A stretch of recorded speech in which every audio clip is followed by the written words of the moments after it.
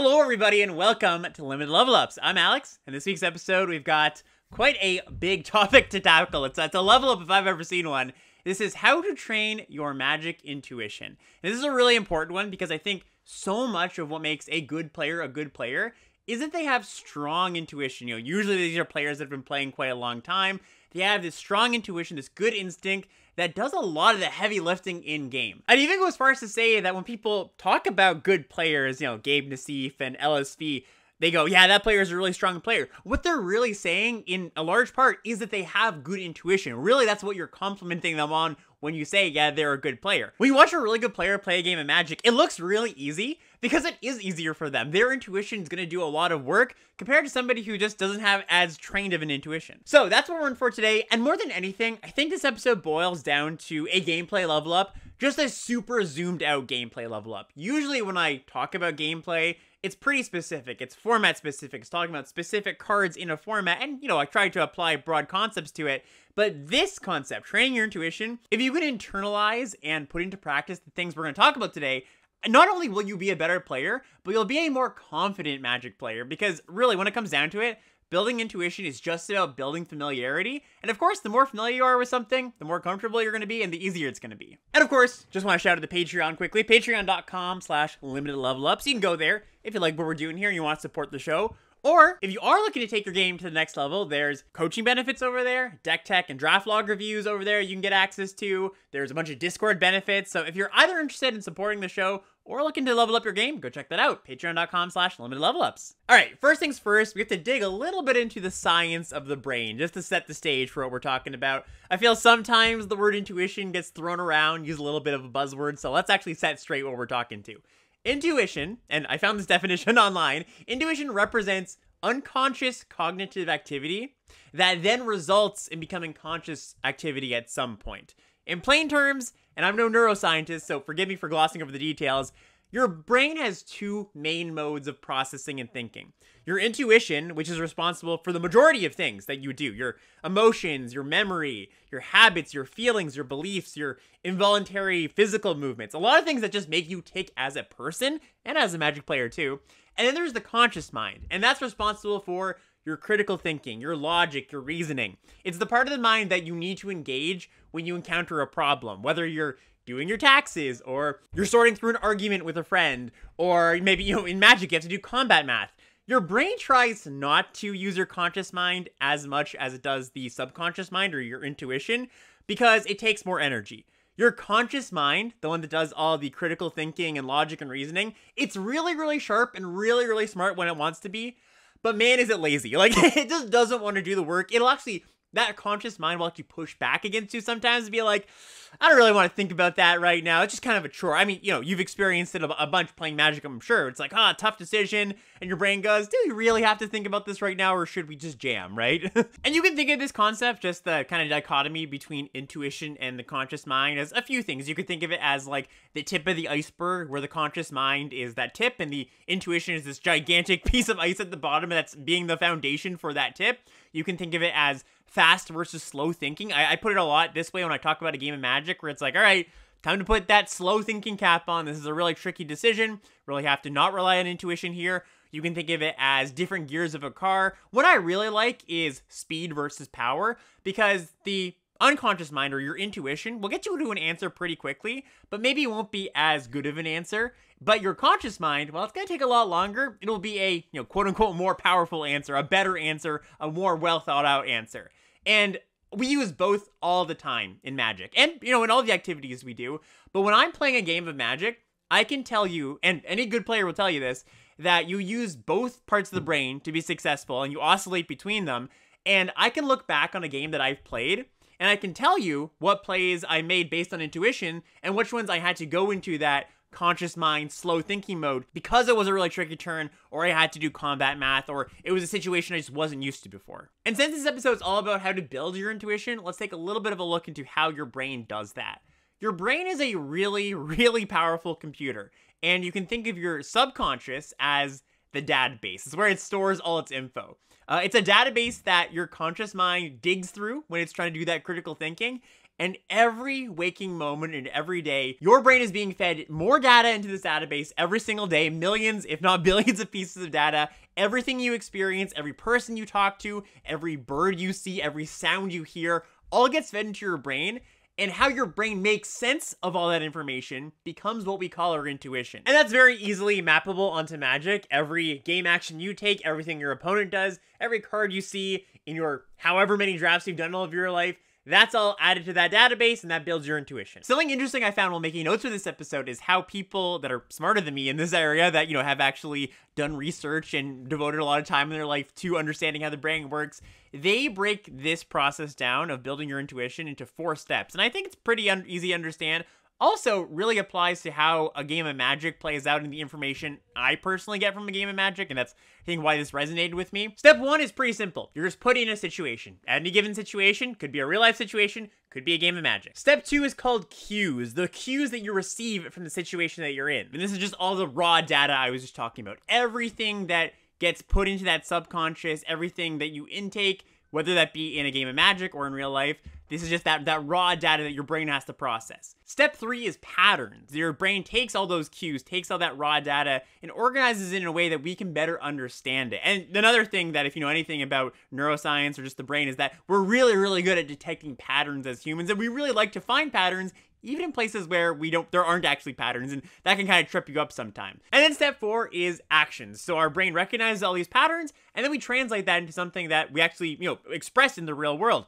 For example, when you're a kid, you see your mom's coffee cup on the table and you go to touch it, you go to grab it, and then every single time you get a little bit burned, your hand hurts, so you eventually learn, hey, there's a pattern here, I probably shouldn't do that. And then it all circles back onto itself. You now are in a new situation with new cues, and you pick up on new patterns. And so maybe that coffee cup, you realize, hey, like, my intuition is telling me don't touch that cup, but you realize that every time your mom has a water bottle, well, that one's not hot, I can go touch that one. And you keep on building your situations, keep on building those cues, keep on recognizing more patterns, build your intuition. And now let's apply this to Magic. So our situation is, all right, we're going to combat. The opponent has a 4/4. We have a 3/3, but we have a combat trick in hand. All right, that's our situation. We go for the combat trick, and they blow us out. They cast a removal spell. They had open mana. So the cue is, uh-oh, they killed my thing when I went for the combat trick because they had open mana. And you start recognizing, well, that's a pattern. If you do it a few more times and they keep doing it, you're like, oh, maybe I shouldn't do that anymore. That becomes an action. You learn not to do that. You learn not to open yourself to getting blown out. And now you're in a new situation. You're out in this new world of, well, I'm not going to do that. I've learned something. I've built my intuition for this game. And the last thing I found while doing a bit of research for this episode, and I'm so glad I found this because it really ties the whole concept of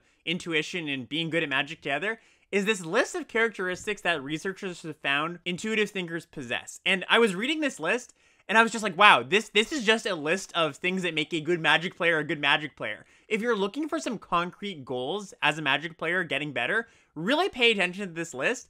It doesn't tell you how to get there, but it does tell you very well the destination you're aiming for. So first on this list, we've got they're open to feelings and impulses. Very often in a game of Magic, I don't exactly know why I want to do the thing I want to do, but my feeling, my intuition, those impulses are coming out and making me go, there's something you should think about here. Next up, they seek continual learning experiences and are unafraid of asking questions. I think that one's pretty obvious. I think good Magic players are always looking to get better. They're always looking to ask a better player or somebody who might be more informed, a bit more about a format or a play, maybe just a broad question about Magic overall. Next up, they're inquisitive and keenly observant, so kind of tied into the last one. They have a good sense of what will happen next. This is a really, really big one. I'm going to get into it in a second. But I think when you watch a good player play, they'll talk out, all right, the opponent's going to do this, and I'm going to do this, and I think, I'm predicting maybe a turn or two in the future what's going to happen. Next up is they can articulate how a current situation has developed. This one's very true, too. Sometimes a lesser player will be like, I lost this game, but I have no idea how I lost it. The good player walks in and goes, well, you lost it on this turn, this turn, this turn, this was a bad play. That's how you end up in this situation that wasn't that favorable for you, right? They're very good at kind of recounting the story and not only looking to the past, but as it's happening. Next up, they're aware of their fallibility and are open to alternative interpretations. Just classic being open to being wrong about something, not always, clutching your pearls and being like, yeah, I'm right about this, and there's no way I'm wrong about this. They're confident when dealing with time pressures and uncertainties. This is a really good one. Magic is a game full of time pressure and uncertainty, whether that be on paper or on Arena. Next up, they anticipate problems in time to avoid or diffuse them. This is another one that's just so closely related to how a game of Magic plays out. Again, a bit about telling how the future of the game is going to go and being able to go, well, if that's the way it's going to go, then I should probably make this other play that I wasn't initially going to play. They aren't put off by unexpected events, and they use those events to find new solutions. So kind of just being resourceful on the spot. They understand their routines and are aware of the system limitations and traps. Oh man, being aware of traps is such a huge part of being a good Magic player. And the last one is they're self-aware and acknowledge potential biases. So this list, I was just like, I could make a whole podcast, I think, about just this list. But really, if there's one thing you take away from this podcast, I would say all of these things tie into what make a good Magic intuition, a good intuitive Magic player. You should strive for all of these things. And the reason I say I was so happy to find this list is it really just helped me work through my thoughts, because one of the questions I aimed to answer for myself so that I can bring it to everybody listening to this podcast is, how do you define Magic intuition? Like, of course, it's everything. I could just say, oh, it comes up in mulligans and in the draft and, every single point of Magic. But here's how I want to define Magic intuition going forward for this episode, and how, whenever I refer to Magic intuition, really what I'm talking about. I think you should think about good Magic intuition in 3 parts: the future, the present, and the past. Like I just mentioned on this list, good intuition means you're able to predict the future. It means you're aware in the present and taking in a bunch of data. And then it means that you're a good storyteller when looking at the past. You can tell an accurate story of how things developed in a game, in a draft, wherever the situation you ended yourself up in. Maybe even just a small portion of the game. 3 turns. How did those 3 turns play out? What was the story? It's such a core part of what I do in every single game, is telling myself a story of what's happening, what I think is going to happen, and when I can look back and go, hey, this is what did happen in the game. And when I do coaching, this is exactly what I do. I recount the story of the game to the person going, hey, I really don't know how I lost this game. And the story becomes clear to them, and they go, okay, now I see that I just wasn't aware that that story was taking place. So if you can become, almost like good Magic players, they live in the 4th dimension of time, right? If you can see the present and the past and the future all at the same time, that is at the core what Magic intuition is to me. I mentioned at the top of this podcast that if you follow a lot of this stuff and really internalize that, I think you'll be a more confident Magic player. And I think that makes sense when you frame it as being good at telling the future, because I think we would all be more confident people if we could all tell the future. So we've covered what intuition is and how it applies to Magic and how the really, really good players have really, really good intuition. But how do you get there? How do you train your intuition? That's the big question we're trying to answer. How do you put yourself on the path of getting to the intuition level of somebody like LSV or Gabe Nassif, Reed Duke, John Finkel, any of these legends? Because these good players, like I mentioned before, that intuition is really their big it factor. It's what they have over most other people. I've almost been talking about this like it's something you can just snap your fingers on and be better at, right? If you can just apply your intuition, right? Now that I've alerted you to the fact that intuition is so important, you might just go, okay, well, let me, just apply my intuition. You can't really do that. And in fact, I've actually personally experienced a pitfall in that department, where I remember a really long time ago, this is when I started playing Magic. I was listening to LSV, maybe he was on a Channel Fireball draft video or something, and he was saying how, he's a pretty quick player, he plays mostly off his intuition, and his intuition really helps him, just kind of like I was saying at the beginning of this episode,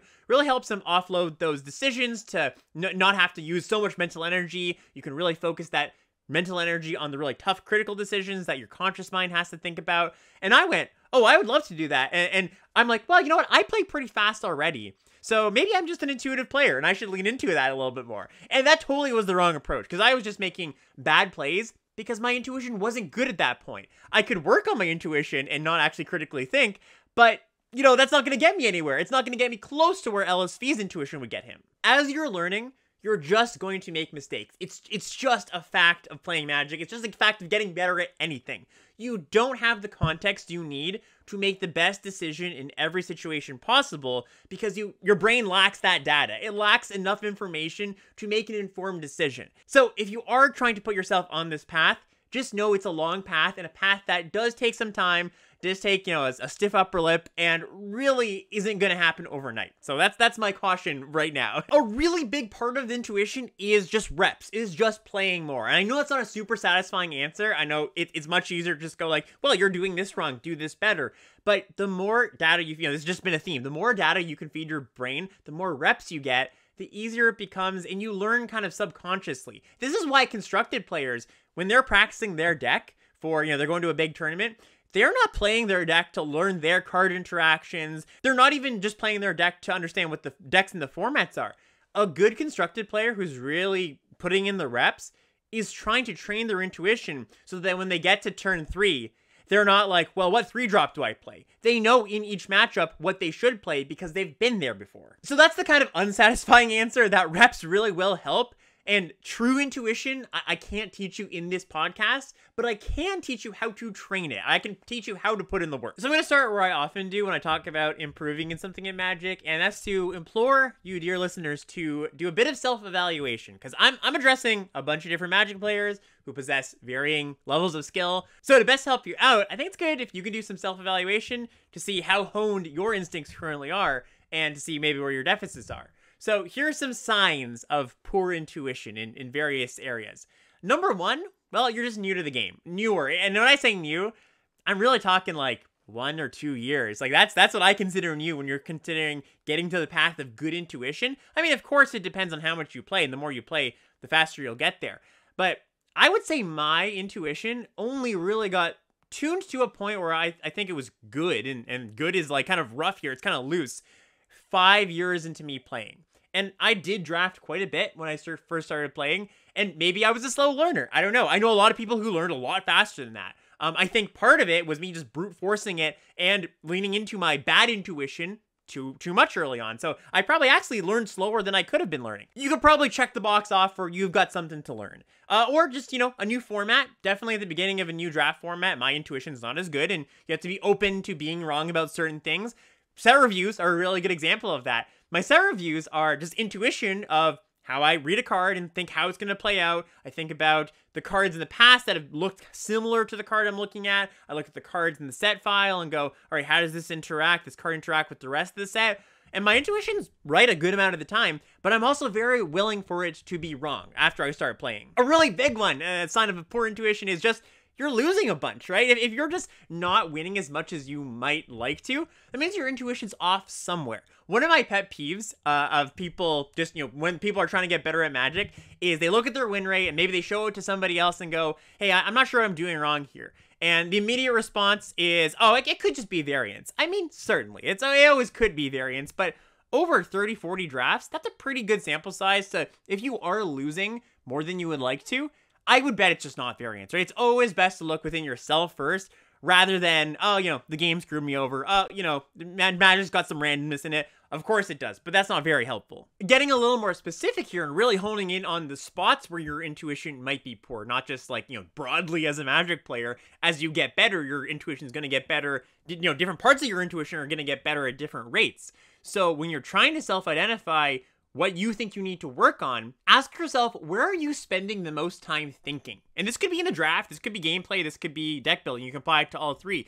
But let's just take gameplay for a second. And this could be mulligans, this could be combat, this could be figuring out what 2-drop you want to play on turn 2.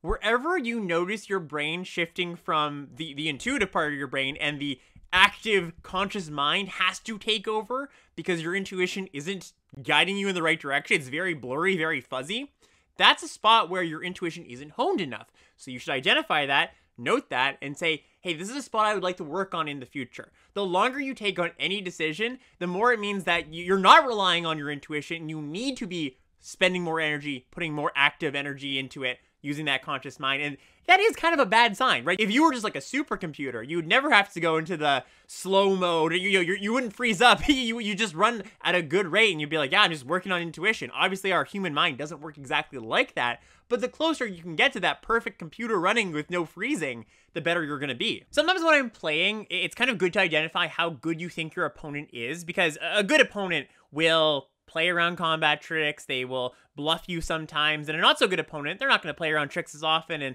they almost certainly aren't going to go for bluffs, and that informs how I want to play. So a lot of times when I am playing a game, my subconscious mind is actually sussing out how good I think my opponent is, and the longer they take on every single decision, this is just one factor, of course. Slow play doesn't necessarily mean that you have bad intuition. Take a look at Gabe Nassif, right? Gabe Nassif obviously has excellent intuition. He just chooses to spend a lot of mental energy on tanking on every decision to make sure he gets it right? But if I'm just playing on Arena, on the ladder, I'm trying to suss out how good my opponents are, that's going to be a big factor, right? I think it's also important to identify within yourself if your poor intuition is a result of just not getting enough reps, or because you've identified incorrect patterns and you're doubling down on them. So I just mentioned that if you're somebody who's, a year or two into playing the game, then most likely your intuition isn't going to be stellar. But if you're somebody who has been playing for quite a while and you still feel like you're losing, the data that you've acquired in your 4 or 5 years of playing or whatever it is, going back to the whole thing I said at the beginning of the 4 steps of intuition and how your brain works. It goes in,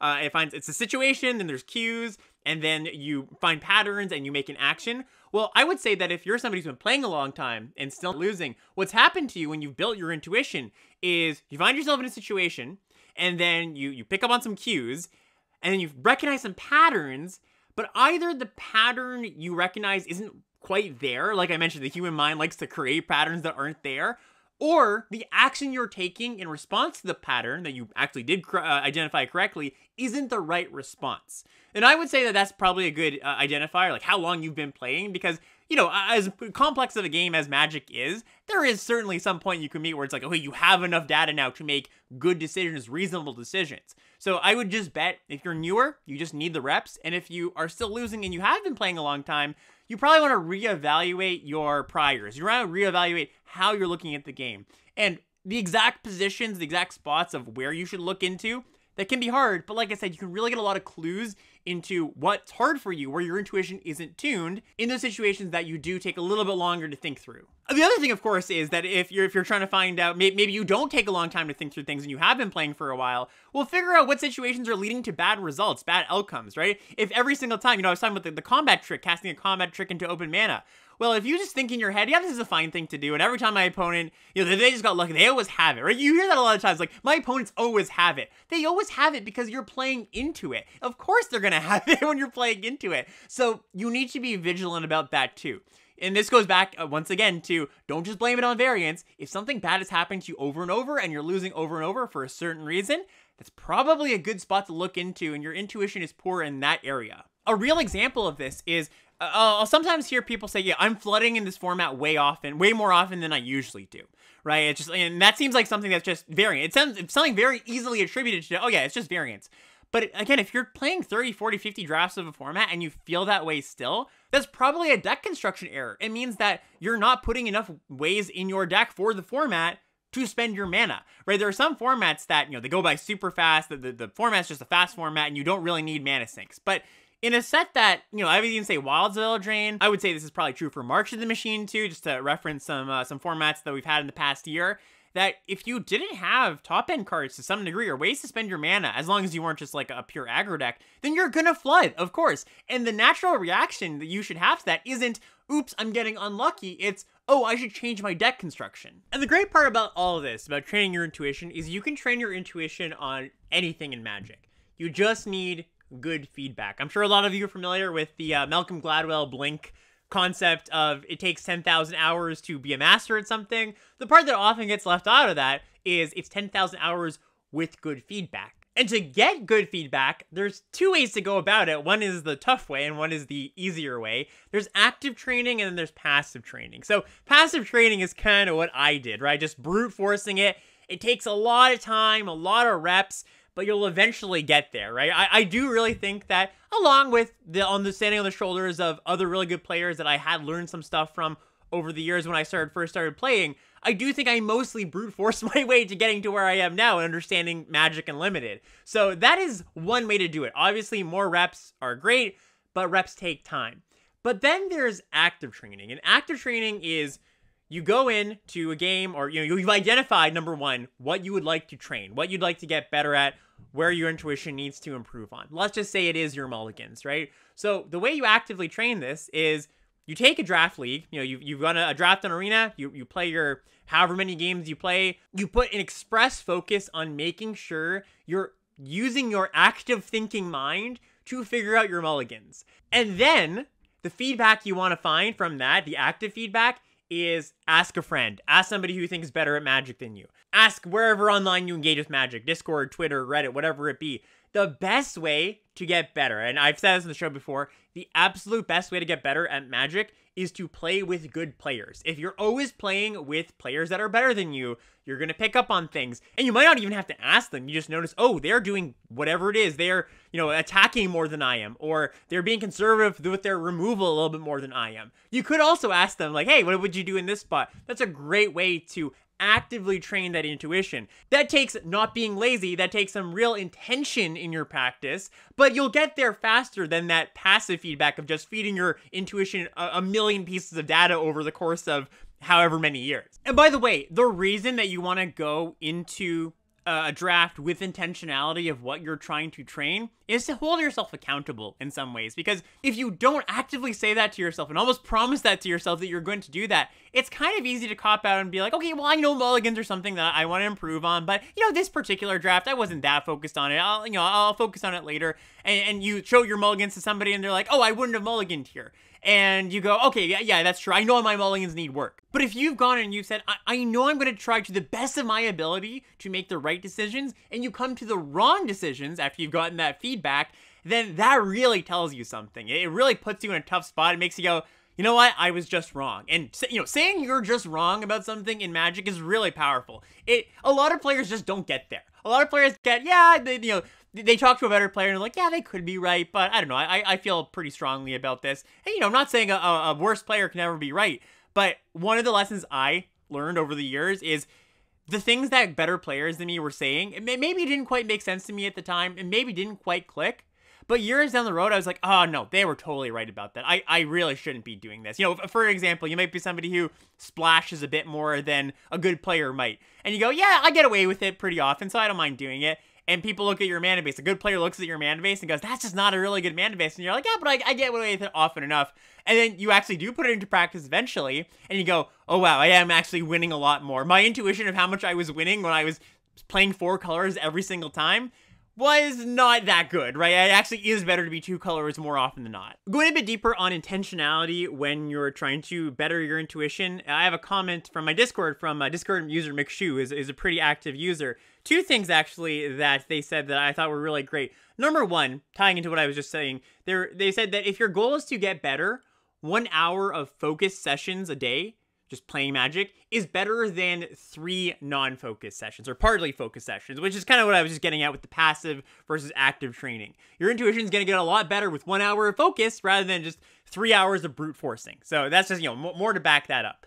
But then there's another point that they make that I think is really interesting, and it ties into the connection between autopilot and intuition, and they're kind of the same thing, right? When you're playing on autopilot, you're mostly just using your intuition. And we often kind of think of autopilot as a bad thing, right? We want to be thinking as much as we can. Although, like I mentioned in this episode throughout, you want to try to divert as much as mental energy you can to your intuition. They also said, though, that it feels, amusingly, kind of feels like the goal of not playing on autopilot and playing with intention is to make more of your future games being able to play on just autopilot, rely on that autopilot, rely on your intuition. And that really is, I think, what it's all about. I think to put a cap on this section, I would say if you think you're plateauing, if you're somebody who's trying to get better and you're just not feeling it, you probably need some more intentional practice. You probably need fewer just raw reps. You probably need to do some of that self-identification that I was talking about. And that can be tough. It can be tough to reconcile if you're somebody who plays Magic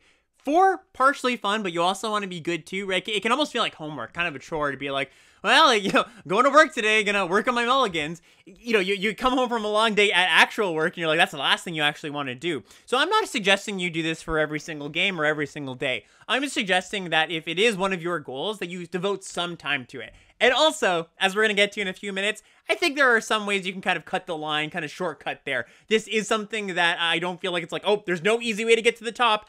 It's hard to get to the top. It's a long road, but there are some things that can kind of smooth out the process. All right, now we're going to move on to a section of this podcast that I think is probably the most practical to the most people. And if you're not doing this right now, I can promise this will be the biggest gameplay level up you've had in a while.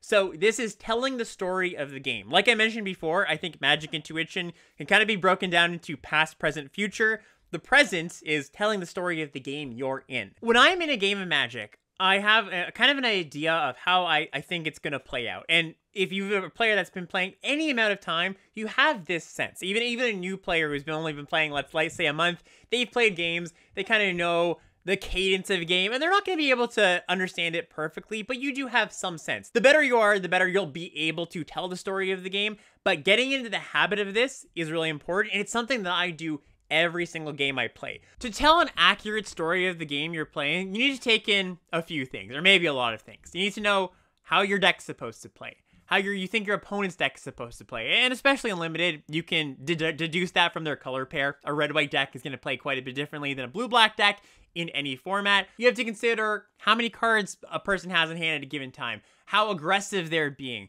their life total. Basically, every factor in a game of Magic comes together and tells this story of the game. And when I'm telling myself the story, it might be something like, all right, I am a red-white deck facing a blue-black deck. I'm going to play my 2-drop so I can start attacking. They're going to try to disrupt that. And that's kind of the expected pace of the game. And you can do this with any matchup. You can do this in any game you play. As you're playing it, you get more clues of how the game might play out. And you can kind of anticipate what's happening. Again, this is kind of getting into the future telling side of things. The reason you want to do this is so you can set an expectation for what you think is going to happen. And that's important because when something happens that doesn't meet that expectation, that's a huge red flag for you. One of my mods, 2ply, also commented something in the Discord about this topic, and I thought it was a really good example. They said the thing that they've been noticing as a small level up lately is whenever there's an attack or a block that my opponent makes, or, you know, they don't attack or block, or you might have thought they would have, and that play goes against what you would have expected to happen, ask yourself, if I flip this board around, if I swap my board with my opponent, do I make this same attack or block? And if the answer is no, then you have two things. Number one, that you made a bad play. But number two, I think is, you're going to give your opponent the benefit of the doubt. They have access to some hidden information that you don't know. So they probably, in that situation, if they made an attack that you wouldn't have expected, they probably have a combat trick. And if you're not doing this already, I think it might be a little bit intimidating to do, but you should adjust your thought process to be this is what your thought process is in most games of Magic. Maybe some people operate a little bit differently than this, but I think for most people, this is a really helpful way to just kind of conceptualize what's happening in a game. And the more information that you can take from that game to tell a better story, the more descriptive your story is, again, the more accurate it's going to be. A big part of this is knowing why you're making the plays you're making. Have a plan, make sure you're making your plays for a reason, but also asking, why is my opponent making the plays that they're making? Why did they choose to spend 2 mana on turn 4 instead of 4 mana? Usually my opponents with 5 cards in hand don't just choose to spend 2 mana. So they probably have a 2 mana instant that they're holding up. That might mean that I don't want to jam in my 5-drop into a spell stutter if you're talking about Wilds of Eldraine. Or it might mean you don't want to go for a combat trick because they could have a candy grapple up. They could have a removal spell. It's that kind of stuff that if you're missing that part of the story, you're just going to be playing into your opponent's hand in a bad way so often. And this does sound kind of tricky to do if you're not already doing it, or maybe you're doing it at kind of a limited capacity, but it goes back to the active versus passive training. Sure, if you're playing infinite games, you're going to be able to tell the story of a game eventually. But what I would do if you're trying to train this skill of telling the story of the game, you want to talk out loud, say it to yourself, or at least consciously say it in your mind, what's happening in the game. Look for those clues. I think that's maybe the most important part. If you're not doing this, it probably means you're not looking actively for those clues to be able to tell that story. So the training part, the active training part, if you're looking to get better, is I'm going to go into my draft today, and all of the games I play, I'm going to try to tell the story of what I'm doing and what the opponent's doing, if it makes sense. And if something doesn't make sense, if something doesn't line up with my intuition, and there's a red flag that goes off and goes, hey, this play my opponent make doesn't line up with the story of the game, there's something there that you need to deduce. And the great part is that you're going to get an answer eventually. The game's going to come to a conclusion. They're going to cast their spell, whatever it was, most likely, unless you just win or lose very quickly. And that is some amount of feedback, right? The better way to train this is, of course, do it with a friend, play with a friend. I know a lot of people who play with their friends online. They do screen sharing, and you can have that dialogue back and forth with your friend going, what do you think's happening in this game? What should we do? What's the opponent doing? Is there anything that the opponent does that makes you go, that's a little bit strange. Why would they do that? I gave the example of the opponent holding up 2 mana on turn 4, or maybe the opponent attacking into attack that doesn't really make sense if they don't have a combat trick in hand. But you can broaden that even a little bit more. One of the more memorable examples I could give is I was playing Shadows over Innistrad Remastered, and my opponent had a black-green, kind of looking controlling deck. I was a green-white aggro deck. And I would expect that the black-green controlling deck does not want to keep attacking me in the early turns when I'm attacking them back for more damage than they are attacking me for. And I go, what is going on here? And I know my opponent's not bad. They're in Diamond, right? It's not just like, okay, they're just making terrible plays. And you know what it was? It was Triskaidekaphobia. For those who don't know, Triskaidekaphobia is an enchantment that says whenever a player's life total goes to 13, or I think it triggers on their upkeep, but the whole thing is you want to get the player down to 13, and they lose the game. And so that's what was happening. They were pressuring me, not to get me to 0, but to get me to 13. And I think if I thought about that situation a little bit more, ran through the cards in the set, I would have came to that conclusion. But I didn't, and I left myself open for that one final attack that they needed, and they killed me with Triskaidekaphobia. So you can even deduce big picture things about their game, their whole plan, not just those small turn-to-turn things. Going back to training this skill, I think another thing you can do is look at your 17 lands game logs. A lot of times when people ask, hey, what am I actually looking for when I look back at my games? Tell the story of the game. Understand why you made the plays you did, why your opponents made the plays they did. And the great thing is you have the full game length, right? You can actually see how that story unfolded and where your intuition of how it might have unfolded didn't line up with the reality of the situation. You can also do this if you're watching a stream. Ask, well, what I think the streamer's going to do, what I think the opponent's going to do there. You can really train that without actually having to play yourself. And then related to the story of the game, I think there's a lot of spots in games that give you a prompt to turn on your active thinking, to stop playing by intuition, because you can play a lot of turns by intuition, right? The first 3 turns of the game often are scripted in a lot of formats. But every game I play, almost every game anyways, there's probably like 2 or 3 spots that I recognize, okay, I actually have to go into the tank and think about this. And if you are not doing that 2 or 3 times per game or more, you're probably missing out on those prompts, those red flags that let you go, okay, no, this is something you actually have to think about. So I'm gonna run down a list of kind of some of those red flags here. Another one could just be a really complex board, right? Where the board, there's 5 creatures on one side, 7 creatures on the other, nobody can really get into attacks, and you don't just sit there and go, all right, pass it, they're not playing my card. You go, all right, this game is not going anywhere fast. How do I want to progress now? What's in my deck? Am I advantaged long-term? Is my opponent advantaged long-term? Is there a clock on board on the other side? Is there a flyer going? Those things are the questions you need to start asking yourself every single game that those things happen, or else you're just going to be a passive player. You're not going to be an active player, and your opponent's going to take advantage of that. They're going to be the one thinking, all right, board stalled, what do we do about it now? And then you get to inflection points in the game, times when something has happened where the story of the game changes. It was all about, you were that red-white aggro deck, beat down, beat down, beat down, but then they stabilized, and you should stop beating down at that point if you don't have good attacks. Wait for your gnawing crescendo or whatever it is, and if you haven't realized, oh hey, they have good blocks now, the story of this game has changed, you're going to come to an incorrect conclusion. So really be aware of those inflection points, and when you're going back and looking at your gameplay logs, that's another thing you can do. You can say, what were the inflection points in the game? What did I miss about this game changing, if it did change? I was mentioning the person who's like, oh, I don't understand how I lost this game. A lot of times when they lose the game, it was because they were winning very early on. They're like, oh, I'm crushing the opponent. The opponent stabilized, and they didn't really quite realize it, and they kept on with just like pressure, pressure, pressure, even though over the course of 3 turns, that pressure is not actually going to get them anywhere, and in fact, it's going to hurt them because the opponent's going to be able to make good blocks. To tie this story of the game into the how our brain processes intuition just a bit more, to put a cap on this section, I think it's a process of intuition, which is just you expect the game to go one way, and based on the opponent's actions, you kind of alter that as you go, into deduction, which when you figure out there's something that doesn't make sense about your story, you're trying to deduce, hey, what's going on here? Do they have a trick? Do they have a card in their hand that makes them play a little more aggressively than I think they should?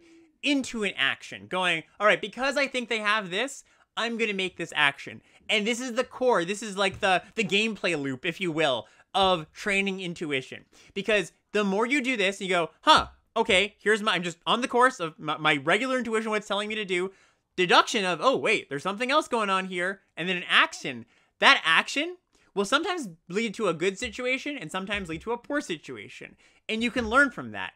And if you keep making the wrong action, well, you're going to learn. You're going to make the opposite action or a different action later. And last, I want to leave you with some ways to kind of fact check your intuition so that you're not just playing, and using the wrong patterns, leading you to the wrong actions, and just playing worse.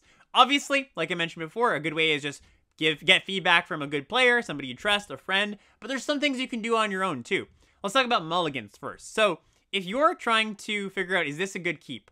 Well, you have to ask yourself, is this hand functional? And if it's not functional, can it be functional given the average top 3 cards in my deck, right? Let's say your opening hand has 2 lands, but you need 3 lands to be functional. Well, a very easy way to see if you should keep that hand or not, just go to your hypergeometric calculator, which is a very good tool to use, and just plug in the stats, go, all right, well, I'm 80% likely to hit that 3rd land. I should probably keep that. And you know, I've actually kind of memorized some of the hypergeometric calculations just by doing them over and over again, seeing if my hands are good keeps or not. And when I'm playing in paper in tournaments, I don't have that calculator right beside me. I can actually refer to that. So that's my own intuition building. You can do the same thing too. Mulligans aren't always as easy as, okay, I need this one thing. Sometimes, it's much more complex than that. But there are mulligans that do just boil down to that. There are hands where there's some uncertainty and you can just plug the numbers in and figure out if you're favored to draw what you need or not. We haven't talked a lot about intuition and how it applies to the draft portion of playing, but you can certainly apply intuition to figuring out what colors are open at your table or what archetypes open at your table. I'm going to use the same example as last week, and a good way to fact check yourself if you're really trying to figure out, hey, I think this color is open, is checking what's gone from the pack, right? Last week I used the example of 4th pick Candy Grapple. A lot of people go, oh wow, black's open. But they fail to recognize that there was a rare and 2 uncommons gone. Sure, there's a Candy Grapple there, but they could have taken better cards, and you might not want to put as much weight into, oh, black's open, as your intuition tells you to. I used to be a drafter that would really meticulously try to figure out, okay, what are the most open colors in my seat in pack 1? And I think you should still do this if you're somebody who ends pack 1 going, I don't know what's open at this table.